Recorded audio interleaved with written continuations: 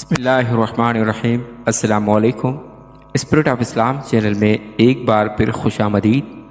عزیز طلبہ، گزشتہ کلاس میں ہم نے سندھ بورڈ کی 11ویں جماعت کی اسلامیات کے لیکچرز کے سلسلے میں کتاب میں موجود باب صوم موضوعاتی مطالعہ حصہ جیم سیرت طیبہ اسوہ حسنہ کے سبق حضور کریم صلی اللہ علیہ وآلہ وسلم بحیثیت رحمت للعالمین کے حوالے سے سبق کے ابتدائی حصے کا پچھلی 2 ویڈیوز میں آپ صلی اللہ علیہ وآلہ وسلم کا بچوں کے لیے، عورتوں کے لیے، غلاموں کے لیے اور یتیموں اور مسکینوں کے لیے رحمت للعالمین ہونا ہم نے تفصیل سے پڑھا تھا اور آسان الفاظ میں سمجھا تھا۔ آج کی اس کلاس میں اس سبق کا اگلا حصہ، جس میں نبی کریم صلی اللہ علیہ وآلہ وسلم بوڑھے اور عام انسانوں کے لیے اور جانوروں کے لیے کس طرح سے رحمت تھے، اس حوالے سے تفصیل سے پڑھیں گے اور اسے آسان الفاظ میں سمجھیں گے۔ اور اس سے اگلی ویڈیو میں اس سبق کے کتاب میں موجود مشقی سوالات میں تفصیلی سوالات کے جوابات، مختصر سوالات کے جوابات اور کثیر الانتخابی سوالات یعنی MCQs کو سمجھیں گے۔ اگر آپ نے اس سبق کی پچھلی ویڈیوز نہیں دیکھیں تو ان کا لنک آپ کو ڈسکرپشن میں مل جائے گا۔ اس سے پہلے کہ سبق کا آغاز کریں، اگر آپ نے ہمارا channel spirit of Islam subscribe نہیں کیا تو چینل کو سبسکرائب کر لیجئے، ویڈیو کو شیئر کیجئے اور ساتھ لگے بیل آئیکن کو بھی دبا لیجئے تاکہ آپ کو آئندہ بھی اس طرح کی ویڈیوز کا نوٹیفیکیشن ملتا رہے۔ تو چلیے چلتے ہیں سبق کی طرف۔ سب سے پہلے ہے بوڑھے اور عام انسانوں کے لیے رحمت۔ آپ صلی اللہ علیہ وآلہ وسلم کے اعلان نبوت سے پہلے عام لوگوں کا احترام بالکل نہیں کیا جاتا تھا۔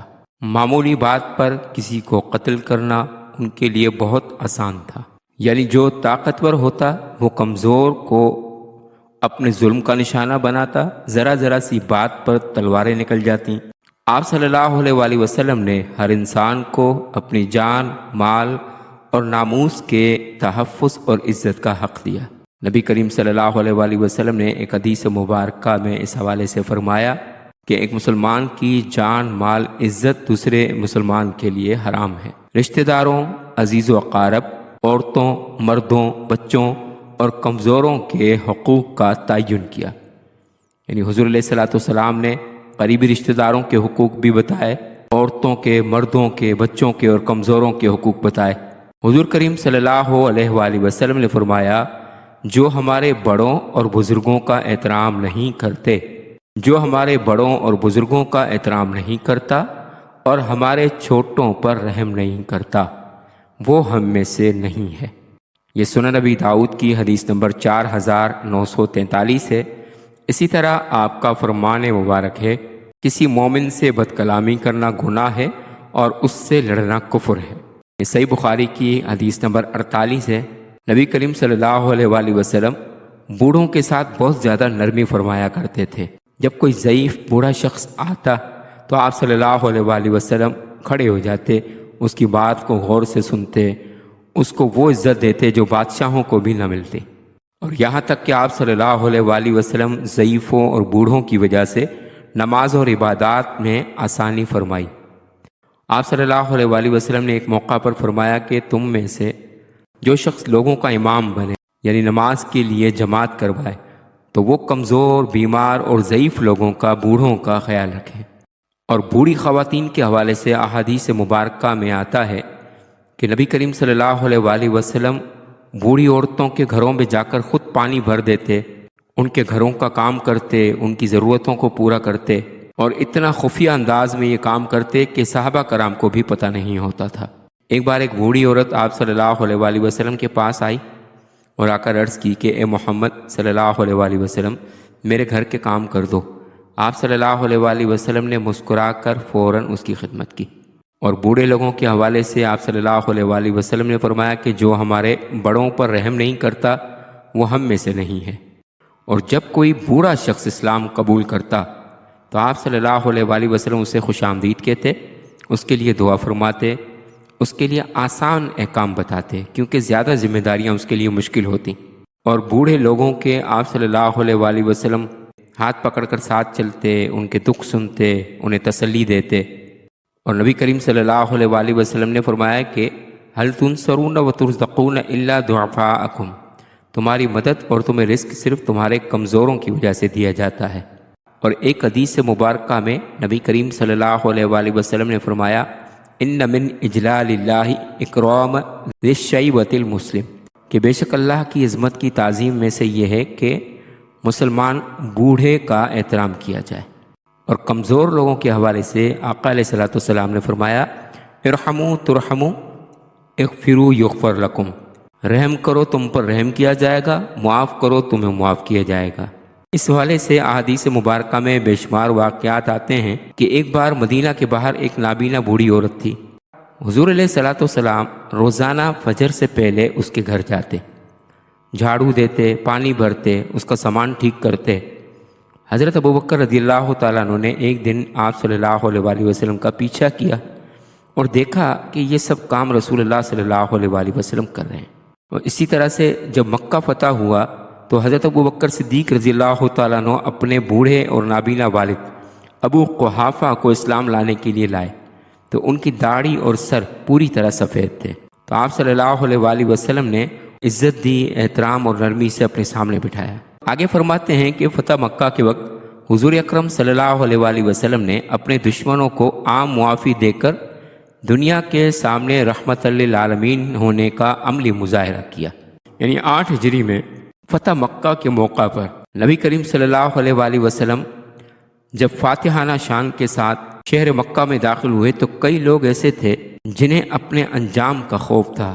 ان میں کئی ایسے تھے جو حضور علیہ الصلوۃ والسلام کے اعزا و اقارب کو شہید کرنے والے تھے، کئی ایسے تھے جنہوں نے حضور علیہ الصلوۃ والسلام کے صحابہ کرام کو تکالیف دی تھیں، وہ لوگ بھی حضور علیہ السلام کے سامنے تھے جنہوں نے آقا علیہ الصلوۃ والسلام کو اپنے محبوب شہر مکہ سے راتوں رات ہجرت کرنے پر مجبور کر دیا تھا، جنہوں نے حضور علیہ الصلوۃ والسلام کے گھر کا گھیراؤ کیا تھا۔ ایسے لوگ اپنے اپنے انجام کے منتظر تھے کہ آج ہم سے چن چن کر بدلہ لیا جائے گا اور ہمیں عبرتناک سزا دی جائے گی۔ اس موقع پر آقا علیہ الصلوۃ والسلام نے علل اعلان فرمایا کہ جاؤ، آج تم سب آزاد ہو اور میں نے تمہیں معاف کیا۔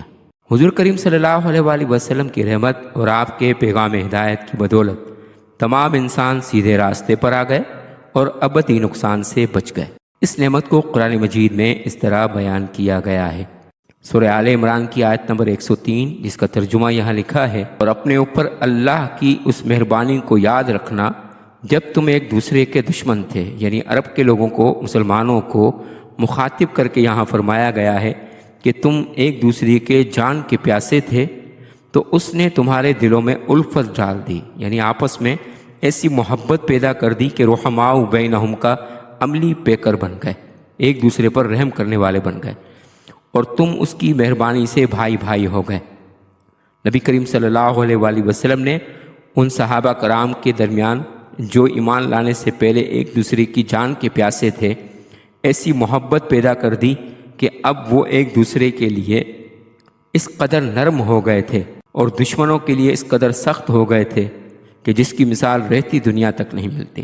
اسی طرح سے آگے ہے جانوروں کے لیے رحمت۔ اللہ تعالیٰ قرآن مجید میں فرماتا ہے، سورۃ الانعام کی آیت نمبر 38 ہے، اللہ تعالیٰ قرآن مجید میں فرماتا ہے، سورۃ الانعام کی آیت نمبر 38 ہے، اس کا ترجمہ ہے، اور زمین میں جو چلنے پھرنے والا حیوان یا اپنے پروں سے اڑنے والا پرندہ ہے، ان کی بھی تم لوگوں کی طرح جماعتیں ہیں۔ اس سے معلوم ہوا کہ زمین پر چلنے پھرنے والے جانوروں اور پرندوں کو زمین پر رہنے کا اتنا ہی حق ہے جتنا انسانوں کا۔ بے شک اللہ تعالیٰ نے یہ تمام چیزیں انسانوں کے فائدے کے لیے پیدا کی ہیں، اس لیے ضرورت کے وقت ان سے خوراک، سواری، بوجھ اٹھانے اور دیگر ضروریات کے لیے فائدہ اٹھایا جا سکتا ہے، لیکن ان کی حق تلفی اور انہیں نقصان سے بچانے کے لیے پورا انتظام کرنا چاہیے، کیونکہ پھل، پھول، بیل بوٹے، درخت اور پودے نہ صرف اس زمین کی زینت ہیں بلکہ انسانوں کی زندگی بھی ان سے وابستہ ہے۔ اس لیے آپ صلی اللہ علیہ وآلہ وسلم نے غیر آباد زمین کو آباد کرنے، درختوں اور فصلوں کو بڑھانے کی ترغیب دی ہے، اور اس عمل کو صدقہ جاریہ شمار فرمایا ہے، اور اس میں سے کوئی پرندہ یا جانور یا انسان کھاتا ہے تو اس شخص کے لیے ثواب لکھا جائے گا۔ اس حوالے سے بھی احادیث مبارکہ میں بڑی تفصیل کے ساتھ روایات آتی ہیں۔ صحیح بخاری کی حدیث نمبر 2320 میں نبی کریم صلی اللہ علیہ وآلہ وسلم نے فرمایا، ما من مسلم یغرس غرسا او یزرع زرعا فیأکل منہ طیرا او انسان او بہیمۃ الا کان لہ بہ صدقہ، یعنی کوئی مسلمان پودا لگاتا ہے یا کھیتی کرتا ہے اور اس سے پرندہ، انسان یا جانور کچھ بھی کھا لے تو وہ اس کے لیے صدقہ شمار ہوتا ہے۔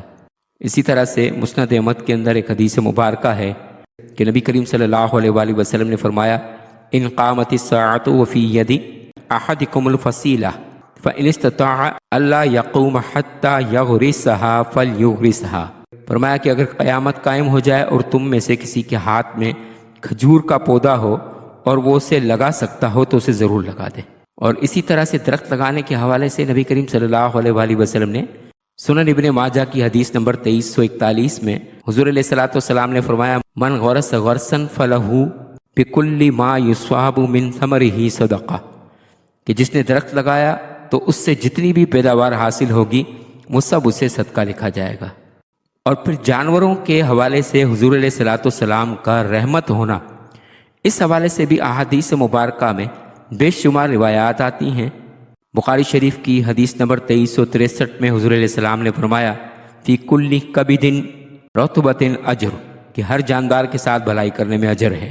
آگے فرماتے ہیں کہ حضور کریم صلی اللہ علیہ وآلہ وسلم کے سامنے ایک آدمی نے چڑیا کے گھونسلے سے ایک چوزا نکالا، یعنی صحابہ کرام سفر میں تھے اور ان میں سے کسی ایک نے چڑیا کے گھونسلے میں سے ایک چوزا اٹھا لیا، ایک چڑیا کا بچہ اٹھا لیا، تو اسے حکم فرمایا کہ اس چڑیا کو اس کا چوزا واپس کر دو اور اسے تکلیف نہ دو۔ یہ سنن ابی داؤد کی حدیث نمبر 3089 ہے۔ اسی طرح سے ایک دفعہ ایک باغ میں حضور اکرم صلی اللہ علیہ وآلہ وسلم نے ایک اونٹ کو گڑ گڑاتے ہوئے سنا، یعنی وہ تکلیف کے مارے گڑ گڑا رہا تھا، رو رہا تھا۔ تب آپ نے مالک سے فرمایا کہ اس اونٹ نے مجھ سے تمہاری شکایت کی ہے۔ فرمایا، فلا تتق اللہ فی ہذہ البہیمہ، کیا تم اس جانور کے بارے میں اللہ سے نہیں ڈرتے؟ فإنها شکت الی انک تجیعها وتذہبها، فرمایا کہ اس اونٹ نے مجھ سے تمہاری شکایت کی ہے کہ یہ مجھے کھانا کم دیتا ہے اور وزن زیادہ رکھتا ہے۔ حضور کریم صلی اللہ علیہ وآلہ وسلم نے حکم دیا کہ اس کی اچھی طرح دیکھ بھال کرو۔ یہ سنن ابی داؤد کی حدیث نمبر 2549 ہے۔ آج کل کے دور میں بہت سے علاقوں میں جانوروں کو لڑایا جاتا ہے، ان کے ایک دوسرے سے لڑائی کے مقابلے کروائے جاتے ہیں۔ حضور علیہ الصلوۃ والسلام نے اس حوالے سے فرمایا کہ نہا رسول اللہ صلی اللہ علیہ وسلم عن التحریش بین البہائم، حضور اکرم صلی اللہ علیہ وآلہ وسلم نے نہ صرف جانوروں کی اچھی خوراک اور ان کی دیکھ بھال کا اچھا انتظام کرنے کا فرمایا، بلکہ ان کے ساتھ شفقت، نگہداشت اور بھلائی کی بھی تلقین فرمائی۔ یہ بھی سنن ابی داؤد کی حدیث نمبر 2548 ہے۔ آپ صلی اللہ علیہ وآلہ وسلم نے جانوروں کو آپس میں لڑوانے سے منع فرمایا۔ آج کل کے دور میں بہت سے علاقوں میں کتوں کو آپس میں لڑوایا جاتا ہے، مرغوں کو لڑوایا جاتا ہے، مختلف جانوروں کو لڑوایا جاتا ہے۔ حضور علیہ الصلوۃ والسلام نے اس حوالے سے سختی سے منع فرمایا۔ اسی طرح انہیں نشانہ بازی کے لیے نشانہ بنانے اور ان کی طاقت سے زیادہ ان پر وزن رکھنے سے منع فرمایا۔ عزیز طلبہ، امید ہے کہ آپ کو آج کا لیکچر پسند آیا ہوگا۔ اگر آپ کو لیکچر پسند آیا تو چینل کو سبسکرائب کر لیجئے اور بیل آئیکن کو بھی دبا لیجئے تاکہ آپ کو آئندہ بھی اس طرح کے مزید لیکچرز ملتے رہیں۔ ملتے ہیں اگلے لیکچر میں، تب تک والسلام علیکم ورحمۃ اللہ وبرکاتہ۔